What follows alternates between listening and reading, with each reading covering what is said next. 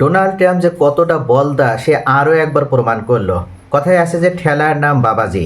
অবশেষে ইরান এবং চীন যৌথভাবে যখন এমন এক ফাঁদ তৈরি করলো, যে ফাঁদে ডোনাল্ড ট্রাম্প শুধু পতিতই হলো না, সে বাহাদুরি দেখাতে যেয়ে চরমভাবে নিজের বিপদ ডেকে নিয়ে আসলো। জেডি ভ্যান্সকে মনে করা হচ্ছিল ডোনাল্ড ট্রাম্পের পরবর্তী প্রেসিডেন্ট হিসেবে শপথ নিতে যাবেন, কেননা ইতোমধ্যে ডোনাল্ড ট্রাম্পের বিরুদ্ধে এমন এক শক্তিশালী তদন্ত কমিশন গঠন করা হয়েছে আমেরিকাতে, অবৈধভাবে ইরানের উপরে এই যুদ্ধ চাপিয়ে দেওয়া এবং আমেরিকাকে তারা কোনোভাবে এই যুদ্ধে তারা জড়াতে চায়নি, বা ইরান তাদের জন্য কোনো হুমকি স্বরূপ নয়, ইরান তাদের জন্য নিরাপত্তা বিঘ্নিত করবে এমন কোনো রাষ্ট্রও নয়। এটা নিশ্চিত হওয়ার পরও কেন আমেরিকা বা বিশেষ করে ডোনাল্ড ট্রাম্প প্রশাসন এই ইরানের বিরুদ্ধে যুদ্ধে জড়ালো, এটার কারণেই মূলত মার্কিনেরা ট্রাম্পের প্রতি অসন্তুষ্ট হয়েছে। এমনকি খোদ তার নিজের দলের লোকই এখন ট্রাম্পের পতন চাচ্ছে। এবং এই নিউজ যখন গোটা আমেরিকায় ছড়িয়ে গিয়েছে, আমেরিকার মার্কিন সিনেটর থেকে শুরু করে কংগ্রেসম্যান থেকে শুরু করে এমনকি ডেমোক্র্যাটরা যখন 25 সদস্য বিশিষ্ট একটা প্রতিনিধি দল গঠন করার মাধ্যমে ডোনাল্ড ট্রাম্পের ইমপিচমেন্ট করার সার্বিক প্রস্তুতি সম্পন্ন করেছে, ঠিক তখনই ডোনাল্ড ট্রাম্প তড়িঘড়ি করে ইরানের উপরে আরোপিত এই অবরোধ শুধু প্রত্যাহারই করে নিল না, তিনি চীনের দিকে ঝুঁকে পড়লেন এবং সম্ভাব্য হুমকি হিসেবে চীনকে এই মুহূর্তে কাছে নেওয়ার মাধ্যমে একটা পলিটিক্যালি একটা উইন তিনি লাভ করতে চাচ্ছে, যেটার মাধ্যমে অন্তত আমেরিকাবাসীকে এটা দেখাতে চাচ্ছেন যে না, আন্তর্জাতিকভাবে আমাদের জন্য যারা হুমকি হয়েছে তাদেরকে আমরা পরাজিত করতে শুধু সক্ষমই হয়নি, বরং তাদেরকে আমরা কন্ট্রোলে রেখে আন্তর্জাতিক ভাবে আমাদের যে প্রভাবটা ছিল সেই প্রভাব আমরা ধরে রাখতে পেরেছি। গতকাল আমরা দেখেছিলাম যে ডোনাল্ড ট্রাম্প এই ব্লকেড ঘোষণা করার পরপরই ইরান থেকে একটা জাহাজও তারা বের হতে দেবে না বলে যখন উল্লেখ করেছিল, ঠিক তখনই বীর দর্পে চীনা থেকে 2টা জাহাজ, অর্থাৎ ইরান থেকে 2টা জাহাজ 2,50,000 ব্যারেল তেল নিয়ে একেবারে সগর্বে তারা আমেরিকার বাহিনীর বা আমেরিকা জাহাজের সামনে দিয়ে বুক ফুলিয়ে তারা চলে গিয়েছিল চীনের উদ্দেশ্যে, কিন্তু আমেরিকার বাহিনী কোনো ধরনের বাধা প্রদান করার সাহস পায়নি। তবে আজকে সকালে তারা গুরুত্বপূর্ণ পদক্ষেপ নেওয়ার মাধ্যমে ইরান থেকে বের হয়ে যাওয়া 8টি তেলবাহী জাহাজকে আটকে দেয় এবং পুনরায় ইরানের বন্দরে আবার ফিরে যেতে বাধ্য করে। অর্থাৎ এই শক্তিশালী অবস্থান সে ধরে রাখতে পারল না। ঠিক 4 ঘন্টা যেতে না যেতেই আবার ডোনাল্ড ট্রাম্প ঘোষণা দিল যে আমি চীনের জন্য অর্থাৎ এই হরমুজ প্রণালী এখন উন্মুক্ত করে দিছি, ইরানের উপরে যে ব্লকেড আরোপ করেছিলাম সেই ব্লকেড আমি স্থায়ীভাবে প্রত্যাহার করে নিছি এবং ইরান অবাধে যে কোনো দেশের সাথে সে বাণিজ্য করতে পারবে, হরমুজ প্রণালী সে যা ইচ্ছা তাই করতে পারবে। অর্থাৎ এই হরমুজ প্রণালী নিয়ে ডোনাল্ড ট্রাম্পের যেমন কোনো মাথা ব্যথা নেই, এই হরমুজ প্রণালীতে ইরান কি করবে সেটাও এখন শুধু ইরানের নিজস্ব বিষয়। আশ্চর্য হয়ে যাওয়ার মতন একটা ঘটনা ডোনাল্ড ট্রাম্প এই মুহূর্তে ঘটালো। কিন্তু কেন ডোনাল্ড ট্রাম্প হঠাৎ করে হরমুজ প্রণালীতে আরোপিত এই ব্লকেড উঠিয়ে নিল, এর পেছনে মূলত 3টা গুরুত্বপূর্ণ কারণ রয়েছে। যে 3টা গুরুত্বপূর্ণ কারণে ডোনাল্ড ট্রাম্প দেখতে পেয়েছে যে যদি সে এই ব্লকেড স্থায়ী করে তাহলে মূলত ব্লকেড থাকবে কিন্তু তার ক্ষমতা থাকবে না। অর্থাৎ তাকে আমেরিকা থেকে শুধু বেরই করে দেওয়া হবে না, হয়তোবা জেলের প্রকোষ্ঠ অর্থাৎ অন্ধকার কুঠুরিতে তাকে জীবন পার করতে হবে। অর্থাৎ এমন এক বিপদে পড়েছে ডোনাল্ড ট্রাম্প। এবং জেডি ভ্যান্স আমেরিকার পরবর্তী প্রেসিডেন্ট হবে ডোনাল্ড ট্রাম্পকে ইমপিচমেন্ট করার পর সেটাও নির্ধারণ করে রাখা হয়েছে। এই খবর যখন ডোনাল্ড ট্রাম্পের কাছে পৌঁছেছে, তড়িঘড়ি করে ডোনাল্ড ট্রাম্প অবশেষে ইরানের এই যুদ্ধে একটা শান্তিপূর্ণ সমাধানের মাধ্যমে আমেরিকা বিজয় হয়েছে এটা আমেরিকার ভিতরে প্রচার করার মাধ্যমে নিজের একটা গৌরব সে বৃদ্ধি করার চেষ্টা করবে। তাহলে প্রথমত যখন তার বিপদ ধেয়ে এসেছে তখনই মূলত সে ওই কথায় আছে ঠেলার নাম বাবাজি, এই বিষয়টি জানার পরপরই সে অবশেষে বাধ্য হয়ে এই ব্লকেড উঠিয়ে নিল।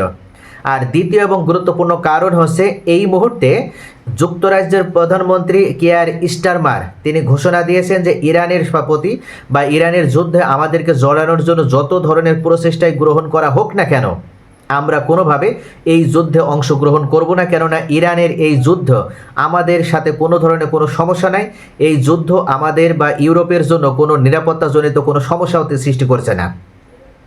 কিয়ার স্টারমার শুধু নয়, স্পেনের পেদ্রো সানচেস অর্থাৎ লৌহ মানব এবং ইউরোপের সাহসী মানুষ হিসেবে ইউরোপের এই সিংহ মানব, তিনি সর্বপ্রথম ইরানের পক্ষে অবস্থান নিয়ে সুপার পাওয়ার আমেরিকার বিরুদ্ধে এক শক্তিশালী পদক্ষেপ নিতে পেরেছিল, যার কারণে আজকে ইউরোপের এক একটা রাষ্ট্রনায়ক তারা সকলেই ট্রাম্পের বিরুদ্ধে তারা প্রতিবাদ জানাতে পারছে, ট্রাম্পের বিরুদ্ধে তারা পদক্ষেপ নিতে পারছে। মেলোনি, ইতালির এই প্রধানমন্ত্রী, তিনিও সরাসরি জানিয়ে দিয়েছে ডোনাল্ড ট্রাম্প শুধু নাই, ইসরায়েলের সাথেও তাদের আর কোনো সম্পর্ক নেই। অর্থাৎ সব দিক থেকে গোটা ইউরোপ যখন ফুঁসে উঠেছে, তখন ডোনাল্ড ট্রাম্প দেখছে এই মুহূর্তে ন্যাটোর আর কোনো অস্তিত্ব নেই। অর্থাৎ যে ন্যাটোকে ব্যবহার করে ডোনাল্ড ট্রাম্প বা আমেরিকা দীর্ঘদিন তারা গোটা মধ্যপ্রাচ্যের সম্পদ লুটতরাজ করে বেরিয়েছে, সারা বিশ্বে ন্যাটোকে ব্যবহার করে চোরের মতো, ডাকাতের মতো তারা যখন যে দেশের প্রতি পদক্ষেপ নেওয়ার কথা ভেবেছে, ঠিক তখনই সেই দেশের তেল সম্পদ লুটতরাজ করার জন্য তারা ন্যাটোকে ব্যবহার করে এতদিন সুবিধা নিয়েছে। তবে অবশেষে গোটা ইউরোপ ঐক্যবদ্ধভাবে তারা আমেরিকার বিরুদ্ধে এখন পদক্ষেপ নিয়েছে এবং কোনোভাবে এই অন্যায়ের সহযোদ্ধা আর তারা হতে চায় না। ঠিক কিছুক্ষণ পূর্বে কিয়ার স্টারমার যখন বিবৃতি প্রদান করার মাধ্যমে জানিয়ে দিল যে তারা এখন থেকে ইরানের পক্ষে অবস্থান নেবে এবং ইউরোপের 26টা নয় 27টা রাষ্ট্রই এখন সরাসরি ইরানের পক্ষে আছে এবং এই মুহূর্তে তারা ইরান, চীন এবং রাশিয়ার বলয়ের অন্তর্ভুক্ত হয়ে গেল।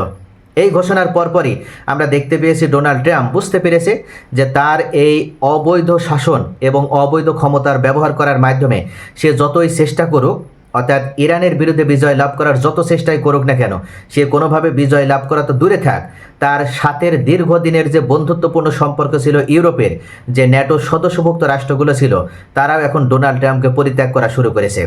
অর্থাৎ এই ঘটনার পরপরই কিন্তু ডোনাল্ড ট্রাম্প অবশেষে বাধ্য হয়ে হরমুজ প্রণালীর এই ব্লকেড প্রত্যাহার করে নিল।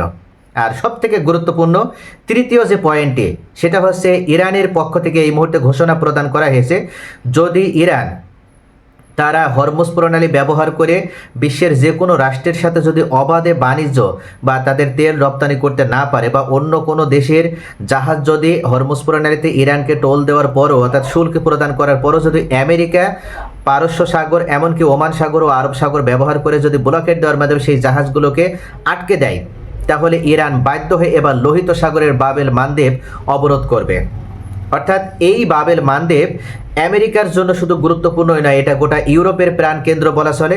এমনকি সৌদি আরবের যে 5টা গুরুত্বপূর্ণ সমুদ্র বন্দর রয়েছে, এই বাবেল মানদেব ব্যবহার করে তারা বিশ্বের বিভিন্ন প্রান্তে তেল রপ্তানি করে।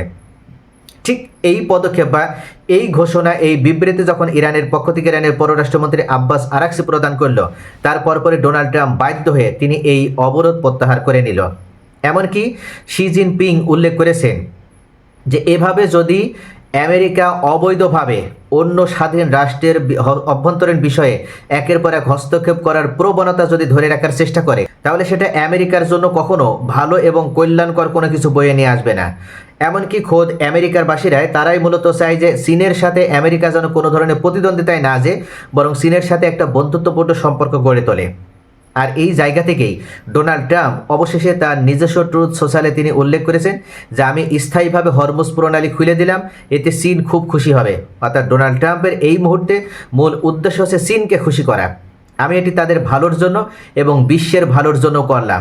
এমন অচল অবস্থার পরিস্থিতি কখনোই আর পুনরাবৃত্তি হবে না বলেও ডোনাল্ড ট্রাম্প এক প্রকার নাকে খত দিয়েছে এবং কান ধরে সে ওঠবস করে ক্ষমা চেয়েছে।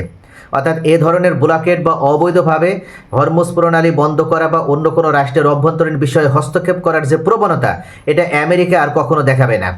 ট্রাম্প বলেন ইরানে সমরস্ত না পাঠানোর বিষয়ে রাজি হয়েছে চীন। আসলে চীন কিন্তু এ ধরনের কোনো বিবৃতি প্রদান করেনি, কিন্তু কথায় আছে যে যতক্ষণ পর্যন্ত পারো তুমি মিথ্যা প্রচার করতে থাকো। অর্থাৎ ডোনাল্ড ট্রাম্প মূলত আমেরিকাবাসীদেরকে আবারও মিথ্যা প্রচার করার মাধ্যমে সে এটাই দেখাতে চাচ্ছে যে না, আমি কূটনৈতিকভাবে বিজয় লাভ করতে সক্ষম হয়েছি এবং যে কারণেই এই মুহূর্তে ব্লকেট প্রত্যাহার করে নিলাম। অর্থাৎ শি জিনপিংয়ের সাথে তার কোনো বৈঠক হয়নি, কোনো আলোচনা হয়নি, কিন্তু সে এমনিতেই বানিয়ে অর্থাৎ যেটা এক প্রকার বলা চলে, যেহেতু সে ম্যাডনেস হিসেবে ইতোমধ্যে খ্যাতি পেয়েছে, এই ম্যাডনেস ডোনাল্ড ট্রাম্প কখন কি বলে এটা কিন্তু এমনিতে সে নিজেও জানে না, যার কারণে শি জিনপিংয়ের সাথে এখনও তার বৈঠকই হলো না।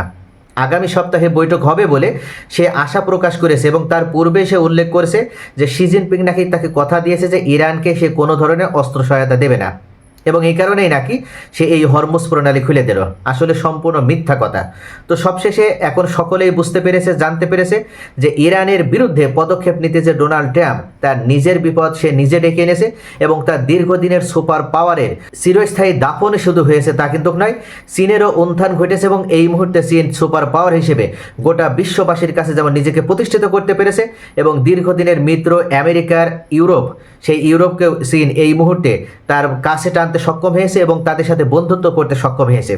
অর্থাৎ সব মিলিয়ে ডোনাল্ড ট্রাম্পের মাধ্যমে মূলত আমেরিকার সাম্রাজ্যের চিরস্থায়ী পতন ঘটল, এই হরমুজেই ডোনাল্ড ট্রাম্পের পতন ঘটল এবং হরমুজেই ইরান, চীন এবং রাশিয়া বলয়ের উত্থানের মাধ্যমে গোটা বিশ্ব এখন এক বলয় থেকে আর এক বলয়ের অন্তর্ভুক্ত হয়ে গেল। অর্থাৎ শক্তির ভারসাম্য এখন আর পশ্চিমে থাকলো না, শক্তির ভারসাম্য এখন এশিয়ামুখী হয়ে গেল এবং ইরান, চীন এবং রাশিয়ায় ভবিষ্যতে অর্থাৎ ইন ফিউচারে ঠিক আগামীকাল থেকেই তারা গোটা বিশ্ব নিয়ন্ত্রণ করতে যাচ্ছে এবং ইউরোপ এটা খুব ভালোভাবে বুঝতে পেরেছে, যার কারণে তারা আর সময় ক্ষেপণ না করে আমেরিকাপন্থী না হয়ে তারা এখন চীনপন্থী হয়েছে, ইরানপন্থী হয়ে উঠেছে।